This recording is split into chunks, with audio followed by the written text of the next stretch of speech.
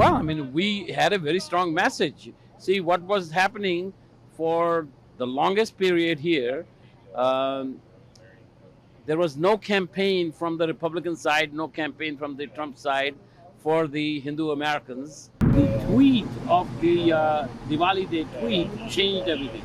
That also allowed us to use that tweet to launch a campaign. Next 5 days, we launched a major campaign in which we had, let's see how many, 30 channels, 30 commercials a day.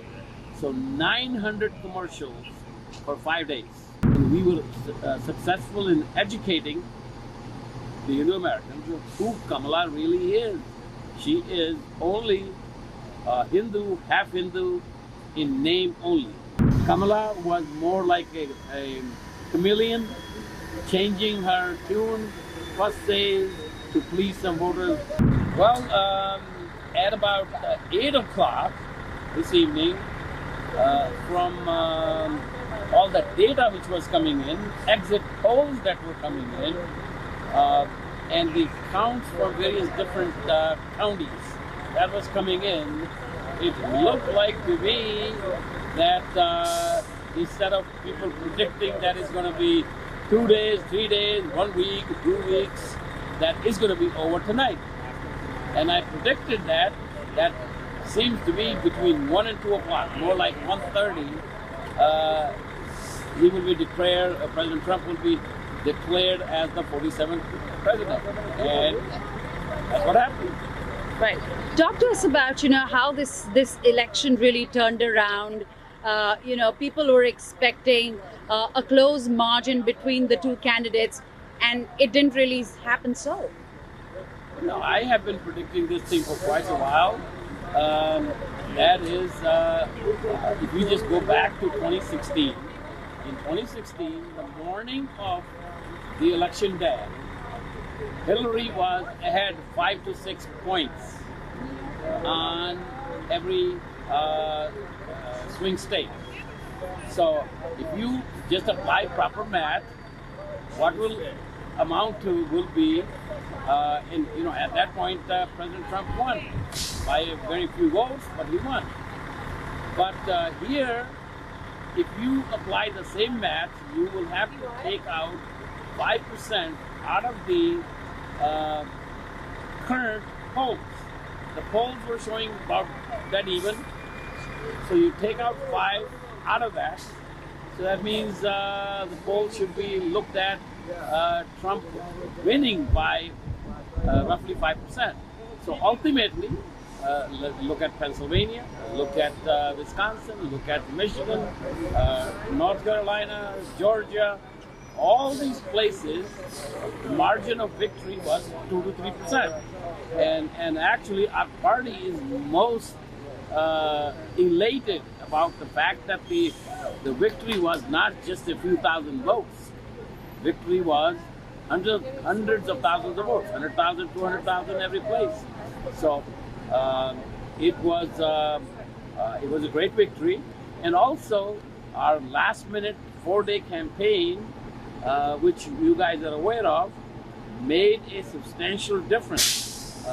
It was our goal to switch over 200,000 at least in the battleground states of Pennsylvania, Michigan, and Wisconsin. 200,000 Hindu votes from Kamala to Trump. That's what happened. Right. Why do you think that the Indian Americans voted for Trump in your number crunching there? Well, I mean, we had a very strong message.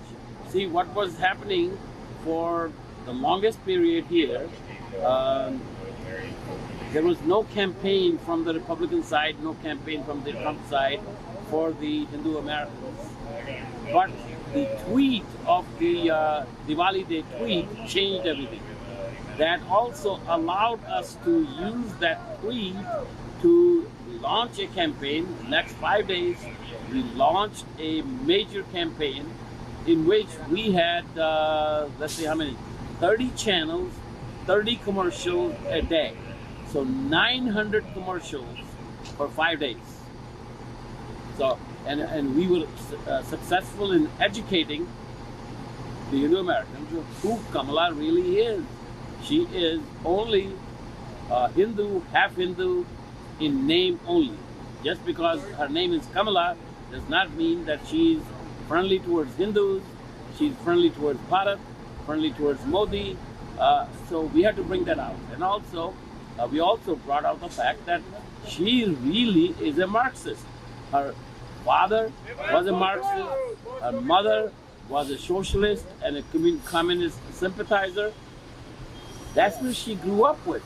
So her entire philosophy is very much to the left, a socialist economy. You know, who wants a socialist economy? Socialist economies throughout the world have failed. So once you educate the people, you make them think. I actually, in one of our ads, I asked, well, some of you, the youngsters here, may not even know what a socialist economy is. Ask your parents who have seen socialist economy from 1947 to 1991. The growth was pitiful. And then after India changed from 1991, you know, the growth became dramatic because that's the system everywhere in the world. Human nature is free enterprise. You have to give them an opportunity to succeed. So, so when we educated our audiences, our community on these issues, that was a fairly successful campaign. On the other hand, there was also a significant campaign. So, you know, I'm not going to just say, okay, he won because of the Hindu vote only, but there were several factors there.